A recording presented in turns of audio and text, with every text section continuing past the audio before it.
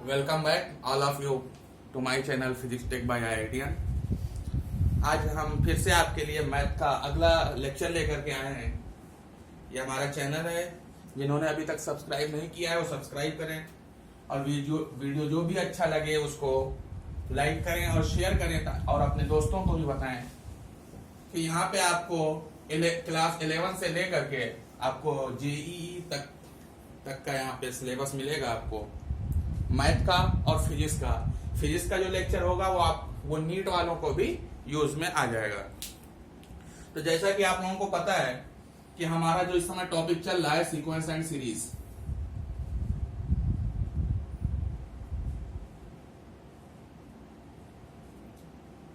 Sequence and series हमारा chapter चल रहा है और इसमें आज हमारा लेक्चर नंबर 4 है। आप लोगों को पता है कि अभी तक हम एपी का डिस्कशन कर रहे थे, तो एपी में जितने भी फार्मूले होते हैं उसकी जो भी प्रॉपर्टी होती है उसको तो हमने कवर कर लिया है। उसमें मेनली 2 फार्मूले थे, एक nth टर्म निकालने का और एक सम ऑफ n टर्म्स निकालने का। वो दोनों फार्मूले हमने देख लिए हैं, उस पर क्वेश्चन भी देख लिए हैं और उसकी जो भी प्रॉपर्टी होती है वो भी देख लिया है और प्रॉपर्टी के बेस पे जो क्वेश्चंस होते हैं वो भी हमने यहाँ पे डिस्कस कर लिया है। तो इस तरह से हम कह सकते हैं कि हमारा जो अरिथमेटिक प्रोग्रेशन था वो कंप्लीट हो चुका है। तो अब हम मूव करते हैं, हमारा अगला जो टॉपिक है सीक्वेंस एंड सीरीज के अंदर ही वो है हमारा ज्योमेट्रिक प्रोग्रेशन। तो आज हम ज्योमेट्रिक प्रोग्रेशन को स्टार्ट करते हैं।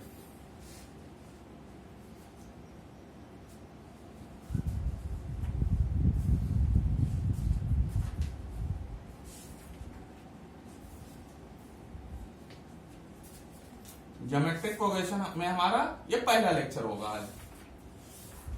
तो हम दोनों टॉपिक को एक दूसरे से कंबाइन करके मतलब मिला के कंपेयर करके हम आपको समझाना चाहते हैं ताकि आपको ये टॉपिक जल्दी से जल्दी समझ में आ जाए। एपी में हमने बहुत ही अच्छे से डिस्कस किया है तो उसी को हम यहाँ पे अब यूज करने वाले हैं। जैसे वहां पे आपने देखा कि जो अगला टर्म होता था वो या तो प्लस करने पे मिलता था या तो माइनस करने पे मिलता था। तो प्लस और माइनस करते थे तो हमारे पास क्या आता था, डिफरेंस।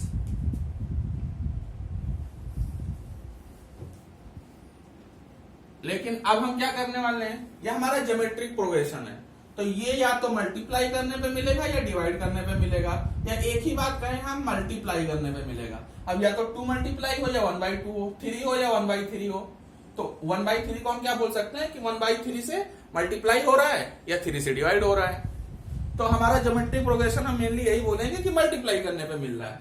और मल्टीप्लाई करने पे अगर हमें अगला टर्म मिल रहा है तो यहाँ पे हम डिफरेंस तो निकाल नहीं सकते, क्योंकि डिफरेंस तभी निकालेंगे जब प्लस या माइनस हो रहा हो। तो यहाँ पे हम क्या करेंगे, डिवाइड करेंगे। क्योंकि मल्टीप्लाई करने पे अगला टर्म मिल रहा है तो डिवाइड करने पे हमें मिलेगा कि उन दोनों के बीच का गैप क्या है। तो उस गैप को हम जो कि डिवाइड कर रहे हैं तो डिवाइड कर रहे हैं तो उसको हम क्या बोलेंगे, रेशियो। तो वहां पे हमें कॉमन डिफरेंस मिलता था, यहां पे हमें कॉमन रेशियो मिलेगा। अब इसका हम जनरल फॉर्मूला लिखने वाले हैं। वहां पे कैसे मिलता था, पहला टर्म पहले हम न्यूमेरिक वैल्यू में आपको समझाना चाहते हैं कि होता क्या है। 1 2 यहां पे क्या हुआ, 2 से मल्टीप्लाई हुआ तो अगला टर्म भी 2 से मल्टीप्लाई करने पे ही मिलेगा। तो 1 × 2 2, 2 × 2 4, 8 16 32। इस तरह से हमें यह सीरीज मिलेगी ज्योमेट्रिक प्रोग्रेशन की। तो ज्योमेट्रिक प्रोग्रेशन इस तरह से सीरीज है। तो यहां पे हमें क्या है कि 2 मल्टीप्लाई करने पे मिल रहा है तो हमारा कॉमन रेशियो क्या होगा, 2। ये 2 को हमने फाइंड कैसे किया, 4/2 निकालें या 8/4 निकालें या 2/1 निकालें, सब में हमारा आंसर 2 ही आने वाला है और इसी को हम बोलते हैं कॉमन रेशियो। अगर आपके पास ये कोई लंबी सीरीज दी हुई है तो आपको हर एक टर्म देखना होगा। अगर सच में उनका रेशियो सेम आ रहा है तो ही हम बोलेंगे कि ये जीपी में है। मान लीजिए यहाँ 32 के बाद अगला 2 से मल्टीप्लाई होगा 64 नहीं आकर के 62 आ रहा होता, मान लेते हैं कि अगर ऐसा हो दिया होता क्वेश्चन में, तो ये हमारे जीपी में नहीं होगा। तो जीपी का फॉर्मूला हम वहां पे अप्लाई नहीं कर पाएंगे। क्योंकि यह रेशियो है तो इसको हम आर से डिनोट करेंगे।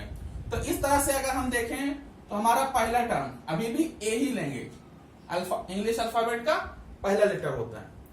तो अगला टर्म हमें कैसे मिला, टू मल्टीप्लाई करके, टू को हमने क्या मान रखा, रेशियो, और रेशियो को हमने क्या मान रखा, आर, तो अगला क्या मिलेगा, ए इंटू आर। फिर उसके बाद अगला क्या मिलेगा, फिर आर मल्टीप्लाई होगा, ए आर स्क्वायर। फिर अगला क्या मिलेगा, ए आर क्यूब। तो इसी तरीके से अगर हम एन टर्म तक जा रहे हैं, एन का नंबर कोई भी हो सकता है, वो क्वेश्चन पे डिपेंड करेगा कि आपको 20वां टर्म पूछ रहा है, 10वां टर्म पूछ रहा है, 12वां टर्म पूछ रहा है, तो उस तरह से हम एन की वैल्यू वहां पे उसको यूज कर लेंगे। तो अगर ये हमारा सीरीज ऐसा ही बन रहा है, A R square, A R cube, इस तरह से अगर हमारा बन रहा है, ये देखिए पहला है तो ए, दूसरा है तो आर, तीसरा है तो आर स्क्वायर, चौथा है तो आर क्यूब, मतलब जो भी नंबर ऑफ टर्म होगा उससे एक कम पावर मिलने वाली है यहाँ पे। तो ऐसे ही चलते चलते हमारा जो एनवा टर्म होगा, एनएफ टर्म जो हम आ रहा होगा, वो क्या मिलेगा, ए इंटू आर के पावर एन माइनस वन, क्योंकि क्या है, हमें एक कम मिल रहा है। आप शुरू से देखिए, पहला टर्म है तो आर के पावर जीरो, आर के पावर जीरो वन हो गया, एक कम। दूसरा है आर के पावर वन, दो में से एक कम। तो इसी तरह से हमारा जो एनएफ टर्म का जो फॉर्मूला निकलेगा टी एन, वो क्या मिलेगा, a into r to the power n minus one. सिर्फ ऑब्जर्वेशन से देख करके हम फार्मूला डिराइव कर पा रहे हैं। तो ये हमारा एनएफ टर्म का फार्मूला हो गया। अब आपको जीपी समझ में आया, जीपी क्या होता है, सीरीज होता है जिसमें अगला टर्म कोई भी एक कांस्टेंट नंबर मल्टीप्लाई करने से मिलता है, लेकिन उसका पहला टर्म जीरो नहीं हो सकता, क्योंकि जीरो में आप कुछ भी जोड़ेंगे तो जीरो जीरो जीरो जीरो होता चला जाएगा। तो इसका जो पहला टर्म होगा वो नॉन जीरो होना चाहिए, ये इसकी कंडीशन है। और आपका एनएफ टर्म का फॉर्मूला ये रहा। तो इस फार्मूले को हम क्वेश्चन में यूज कर सकते हैं। जैसे आपने एपी में देखा तो वहां पे दो फार्मूले थे, एक एनएफ टर्म का और sum of n term, same to same यहाँ पे भी मिलने वाला है। एनएफ टर्म का जो हमारा फार्मूला निकल गया उसको हम साइड में नोट कर लेते हैं और क्वेश्चंस में उसको यूज करने वाले हैं। ये हमारा टीएन का फॉर्मूला निकला है। तो आप लोगों को समझ में आ ही गया होगा कि जीपी कोई ज्यादा टफ टॉपिक नहीं है, सिंपल सा है। सीरीज पूरा का पूरा सिंपल है, बस आपको एक बार समझ में आ जाए। और मैथ तो पूरा टॉपिक ही, मैथ का कोई भी टॉपिक हो ऐसा ही होता है, अगर आपको एक बार समझ में आ गया तो वो बहुत ही सिंपल बन जाता है। इसलिए चीजों को समझने की कोशिश करें। अगर समझ में ना आए तो वीडियो को एक बार दोबारा देखें, तो आपको गारंटी है कि ये क्वेश्चन आपको समझ में आ ही जाएगा। और अब हम मूव करते हैं न्यूमेरिकल्स की ओर। तो एक क्वेश्चन है आप लोगों के लिए, फाइंड द, आपका जो क्वेश्चन है वो एनसीईआरटी से मैंने उठाया है। क्वेश्चन है find the 20th term of, आपकी जो सीरीज है वो है 5/2, 5/4, 5/8, इस तरह से ये आपकी सीरीज है। और पूछ रहा है कि इसका 20th टर्म मतलब 20वां टर्म क्या होगा। तो हम क्या करते हैं, हम इसका पहला टर्म पहले लिखते हैं कि फर्स्ट टर्म इसका क्या है, जहां से ये सीरीज स्टार्ट हो रही है। तो फर्स्ट टर्म क्या है, 5/2। अब हमें दिख रहा है कि अगला जो है वो 2 से डिवाइड करने पे ही मिल रहा है, या यूं कहें कि 1/2 मल्टीप्लाई करने से मिल रहा है। तो इसका हम क्या करते हैं, आर निकालते हैं पहले। यहां पे हम डी नहीं निकाल सकते, क्योंकि डी अगर निकालेंगे तो हमेशा सेम वैल्यू नहीं आएगी, कुछ ना कुछ चेंज ही आएगा। चाहे तो आप एक बार करके देख सकते हैं, इसका डिफरेंस लेकर के देख सकते हैं कि कॉमन आता है या नहीं। वो नहीं आएगा क्योंकि यह सीरीज किसमें, जीपी में है। तो हम क्या करते हैं, इसका कॉमन रेशियो निकालते हैं। 5/4 को 5/2 से हमने डिवाइड कर दिया, तो ये कितना निकल के आएगा, 5/4 इंटू 2/5। तो 5 से 5 कैंसिल हो जाएगा, तो कितना आया, आर की वैल्यू 1/2। तो ए और आर हमें मिल गया। फार्मूला क्या है टीएन का, a r to the power n minus one. N इसने क्वेश्चन में हमें दे रखा है, कौन सा टर्म निकालना है हमें, 20th टर्म। इसको फार्मूले में पुट कर देते हैं। फार्मूला क्या है, t n equal to a into r to the power n minus one. अब ये तीन के तीन वैल्यू इसमें पुट कर देते हैं, तो हमारे पास क्या आएगा, T20 जो हमारा आएगा वो क्या आएगा, ए मतलब 5/2 इंटू 1/2 की पावर 20 माइनस 1। अब इसको हम सॉल्व कर लेते हैं। तो 5/2 इंटू 1/2 पावर 19। अब इसको अगर हम सही से देखें तो 1 की पावर 19 तो 1 ही आएगा, और 2 की पावर 19 इससे मल्टीप्लाई होकर क्या बन जाएगा 2 टू द पावर 20। इस क्वेश्चन को हम यहीं पे छोड़ सकते हैं, क्योंकि 2 की पावर 20 हम निकालने क्यों बैठेंगे। अगर कोई ऑप्शन होता तो ऑप्शन से मैच करते, 2 की पावर 20 निकाल के देखते। आप क्या करते हैं, यही हमारा आंसर हो गया कि हमारा जो 20वां टर्म होगा वो 5/2 टू द पावर 20 आएगा। इस क्वेश्चन को आप लोग नोट कर लें, और समझ में ना आया हो तो वीडियो को एक बार दोबारा देखें। सिंपल सा फार्मूला बेस क्वेश्चन है, फार्मूले का डायरेक्ट एप्लीकेशन किया गया है।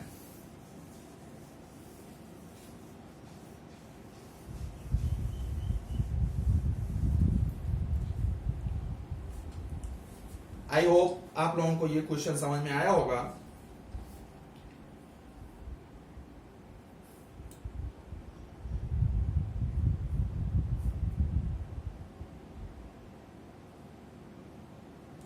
अब इसका जो अगला क्वेश्चन है एनसीईआरटी में, वो बहुत ही मजेदार क्वेश्चन है। उसमें आपको ये फार्मूला 2 बार अप्लाई करना पड़ेगा। क्वेश्चन क्या है, find the 12th term of a GP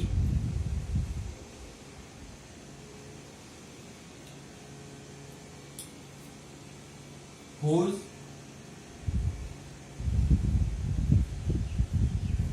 eighth term is 192 and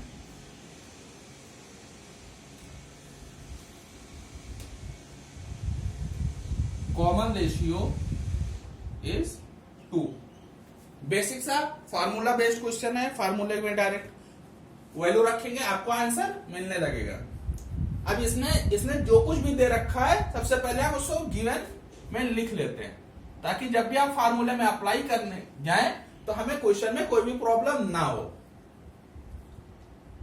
आप लोगों को अगर बोर्ड में अच्छे से अच्छा नंबर गेन करना है तो इसी फॉर्मेट में लिखना होगा। यहाँ पे गिवन में साइड में लिख रहा हूं, लेकिन आप इधर ही लिखेंगे। क्या है, फाइंड द 12th टर्म। पढ़ते जाएं और लिखते जाएं। 12th टर्म फाइंड करना है। हुज 8th टर्म, जो आपका T8 है कितना है 192, और कॉमन रेशियो आपका दिया हुआ है कितना है 2। तो 8 टर्म दिया हुआ है, और 8 टर्म के फार्मूले में हमारा क्या मिसिंग है A। तो यहां से हम A फाइंड करेंगे और T12 वाले फार्मूले में उठा करके पुट कर देंगे। सिंपल सा, जो दिया हुआ है मतलब नोन से अननोन की तरफ हमें हमेशा जाना होता है। जो हमें पता है वहीं से स्टार्ट करेंगे, और जो नहीं पता है वो फाइंड करके निकाल लेंगे, देख लेंगे कि वो क्या आ रहा है। तो सबसे पहले हम T8 का Tn का फार्मूला सबसे पहले लिखते हैं, A into R to the power n minus 1। इसको आप क्वेश्चन नंबर 1 ले लीजिए, क्योंकि इसको 2 बार आपको यूज करना है। Put n equal to 8। n equal to 8 अगर आप पुट करेंगे तो ये क्या बनने वाला है, T8 equal to A into R। R की वैल्यू आपको पता है, R की वैल्यू पुट कर लीजिए, R to the power n minus 1 मतलब 8 माइनस 1। तो 8 माइनस 1 कितना हो गया 7। अब T8 की वैल्यू आपको पता है, तो T8 की वैल्यू यहां पे पुट कर दीजिए, 192 इक्वल टू A इंटू, अब इसको आप इसके नीचे ले आए 2 टू द पावर 7। इसको आप सॉल्व कर लीजिए। अगर इसको सॉल्व करेंगे तो यहां से A की वैल्यू आ जाएगी 2 to the power 7। 2 to the power 7 आपका आएगा, काम करते हैं इसको इसी फॉर्मेट में रखते हैं, और आगे इसको ऐसे सेम टू सेम आप इसको यूज कर लेंगे, क्योंकि इसको आपको यूज करना है, इसका आंसर तो निकालना नहीं है। ये आपका A आ गया, तो आगे आपको आसानी होगी। अब क्या करते हैं, A हमारा आ गया, अब हम इस वाले वैल्यू को जो पूछा हुआ है इसको निकालने की कोशिश करते हैं। अब क्या करेंगे, पुट n इक्वल टू 12। उस फार्मूले में आप n इक्वल टू 12 पुट करते हैं तो आपका क्या आ जाएगा, T12 equal to a into r to the power n minus 1, मतलब 12 माइनस 1। अब इसमें आपको कुछ नहीं करना है, a की वैल्यू आपको पता है 192 upon 2 to the power 7 into r की वैल्यू है 2 पावर 11। अगर आप इसको कैंसिल आउट करेंगे तो 11 में से 7 माइनस हो जाएगा, आपका बचेगा 192 इंटू 2 टू द पावर 4। अब 2 टू द पावर 4 तो हर कोई निकाल सकता है ये हो गया आपका 192 इंटू 16, इसको 16 से मल्टीप्लाई करेंगे, आपको यहाँ पे T12 का आंसर मिल जाएगा। तो देखा आपने किसने सिंपल तरीके से आप क्वेश्चन को सॉल्व कर सकते हैं। ये फार्मूला बेस्ड जो क्वेश्चन होते हैं, अब इसमें क्या क्या उसका थोड़ा सा घुमा दिया, टाइम टेकन क्वेश्चन है, इसमें थोड़ा सा आपको टाइम जरूर लगेगा लेकिन क्वेश्चन पक्का सॉल्व होने वाला है। मैथ में क्या होता है, स्टेप्स, पहली लाइन ही सबसे मुश्किल होती है।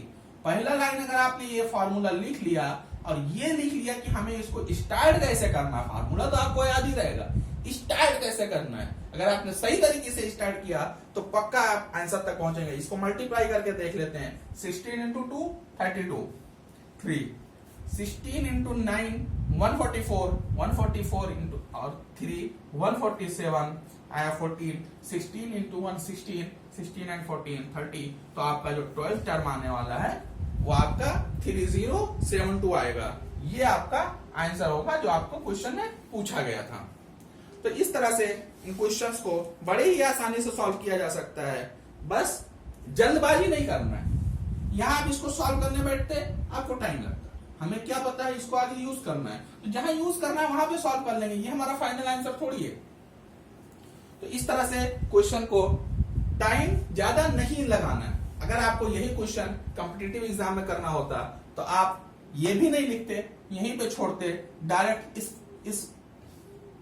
इस स्टेप पे आते और तुरंत इसको भी लिखने की जरूरत नहीं होती, क्योंकि वहां पे तो आपको ऑप्शन दिया होता है, ऑप्शन पे टिक करना होता है, मार्क करना होता है।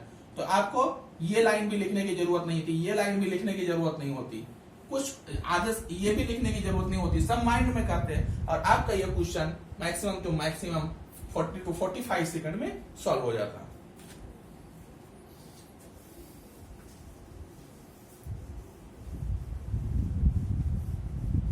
आई होप आपको ये क्वेश्चन और ये मेथड समझ में आया होगा कि कैसे इस किसी भी क्वेश्चन को आसान से आसान तरीके से सॉल्व किया जा सकता है। अगर आपको ये समझ में आया हो तो वीडियो को लाइक करें, सब्सक्राइब करें और इस वीडियो को शेयर जरूर करें ताकि और भी लोगों को पता चले कि जीपी कितना आसान टॉपिक है और इस चैनल पे आपको मिल पा रहा है। और अब हम आगे बढ़ते हैं और आपको कुछ और अच्छे से अच्छे क्वेश्चंस आपको करके दिखाते हैं। आई होप आपको एनएट टर्म जरूर समझ में आ गया होगा। तो एनएट टर्म क्योंकि आपने एपी में देख ही रखा है तो आपको ज्यादा प्रॉब्लम नहीं हुई होगी। तो अब हम क्या करते हैं कि इसके सम की ओर बढ़ते हैं और सम देखेंगे, उसके बाद इस टॉपिक को ज्यादा नहीं खींचेंगे, आपका ज्यादा टाइम वेस्ट नहीं करेंगे, क्योंकि कॉन्सेप्ट आपके पास बस इतना ही है कि एनएट टर्म ऐसे निकल जाएगा। और इसके जो क्वेश्चन हैं वो आपको बुक में बहुत सारे मिलेंगे, आप उसकी प्रैक्टिस करते रहें। अगर आपको कहीं पे कोई प्रॉब्लम आती है तो हमें कमेंट में जरूर लिख के दें ताकि हम आपको उसका सोल्यूशन दे सकें। आपको ऐसे ही सिंपल तरीके से किसी भी क्वेश्चन का सोल्यूशन हम दे सकते हैं, बस आप कमेंट करके हमें बताएं कि आपसे ये वाला क्वेश्चन नहीं हो रहा है। और अगर आपको कोई टॉपिक समझ में नहीं आ रहा है तो वो भी आप हमें कमेंट करें, हम आपको उस टॉपिक पे एक अच्छा सा वीडियो जरूर प्रोवाइड करेंगे। अब हम देखना चाह रहे हैं sum of n terms, geometric progression का सम। जैसे आपने एपी में देखा, एपी में आपको सम का जो फार्मूला निकला था वो क्या निकला था, एसएन का जो फार्मूला था वो क्या था, n/2 2a plus n-1 into T. ये आपको एपी में मिला था। अब हम देखना चाह रहे हैं जीपी में क्या मिलेगा। वहां पे मैंने आपको इसका डेरिवेशन कैसे बताया था, इस सीरीज को लिखेंगे, उल्टा लिखेंगे, सम कर देंगे, फार्मूला आ जाएगा।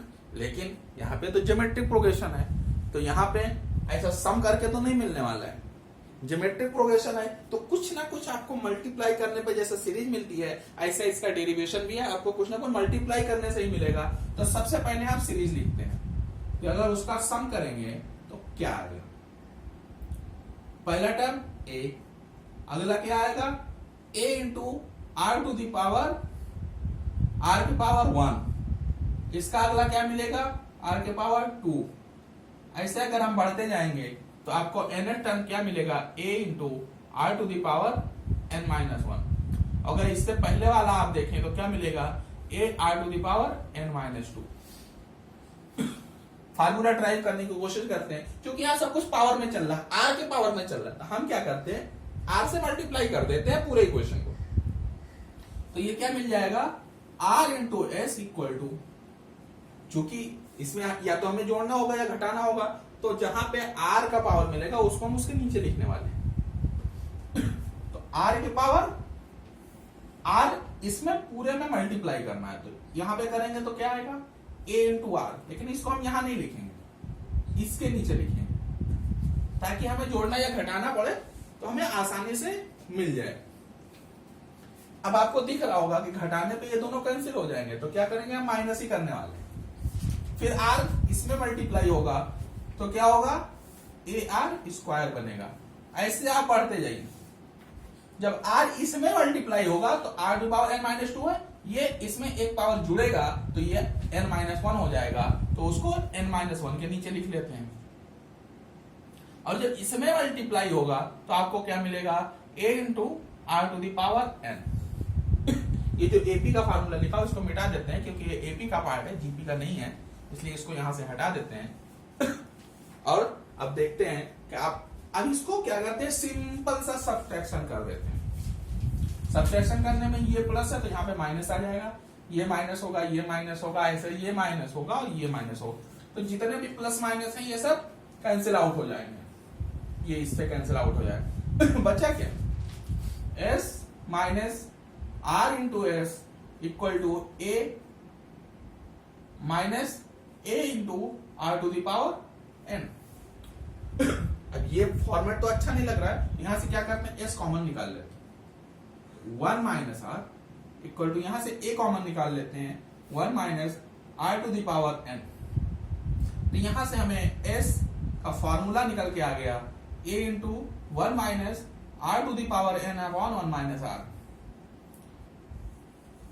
ये किसका फार्मूला है, जब ये n टर्म होगा, स्टार्ट से लिख देते हैं कि हमारे पास n टर्म है। तो ये जैसे एपी में आपको वो फार्मूला मिला था, जीपी में आपको ये फार्मूला मिल गया। बस इसमें कंडीशन क्या है कि r की वैल्यू 1 नहीं होनी चाहिए, क्योंकि अगर ये r की वैल्यू 1 हुई तो 1 का पावर कुछ भी हो आपको 1 ही मिलने वाला है, तो ये 0/0 फॉर्मेट बनेगा, जो कि नहीं होना चाहिए। अब r की वैल्यू चाहे 1 से बड़ी हो या 1 से छोटी हो, अगर ये बड़ी हो गई तो यहाँ पे माइनस मिलेगा, यहाँ भी माइनस मिलेगा, तो माइनस माइनस कैंसिल आउट हो जाएंगे, तो उससे आपको फर्क नहीं पड़ेगा। तो आपको यहाँ पे जो Sn का फार्मूला मिला वो क्या मिला, a into 1 minus r to the power n upon 1 minus r. कितना सिंपल सा फार्मूला है। अगर आप कभी भूल जाते हैं, मान लीजिए आप एग्जाम हॉल में बैठे हैं और फार्मूला भूल गए, तो इसलिए मैं आपको ये स्टेप्स बता रहा हूं ताकि आप फार्मूला वहीं पे बना सकें। कितना भी कैसा भी क्वेश्चन हो, आपको वहां पे प्रॉब्लम नहीं होनी चाहिए। अब मान लीजिए कि यहाँ पे r की वैल्यू 1 होती, ये फार्मूला किसके लिए है, r की वैल्यू 1 नहीं है क्योंकि 0/0 हमें नहीं बनाना है। अगर r की वैल्यू 1 होती तो ये सीरीज क्या बनती, हम सीरीज देखते हैं, वहीं से आपको फार्मूला खुद ही समझ में आ जाएगा। अगर ये 1 होती r की वैल्यू तो क्या बनता, a plus a plus a, last वाला भी क्या बनता a। तो इसके लिए आपको जीपी पढ़ने की जरूरत ही नहीं है, ये तो आपका एपी में भी हो सकता है विद द कॉमन डिफरेंस 0। अगर आप इसको फिर आप जीपी में देखना ही छोड़ दीजिए, इसको आप एपी में देखिए, या इसको आप सिंपल तरीके से देखिए, एपी भी भूल जाइए। अगर 1 1 1 1 10 टाइम जोड़ते हैं तो क्या आता है 10 इंटू 1। ऐसे n टाइम जोड़ेंगे तो क्या आएगा n इंटू ए। अगर बाई चांस ऐसा कभी आपके क्वेश्चन में मिलता है तो आपको घबराने की बिल्कुल भी जरूरत नहीं है। आप सीधा उसका एस एन की वैल्यू क्या लिखेंगे, n into a n r equal to 1। जब r की वैल्यू 1 के इक्वल होगी तो आपको ये फार्मूला मिल जाएगा। सिंपल सा, ज्यादा आपको कुछ भी सोचने की जरूरत नहीं है, सिंपल सा फार्मूला आप अप्लाई करिए और सिंपल सा रिजल्ट आपको तुरंत का तुरंत मिल जाएगा।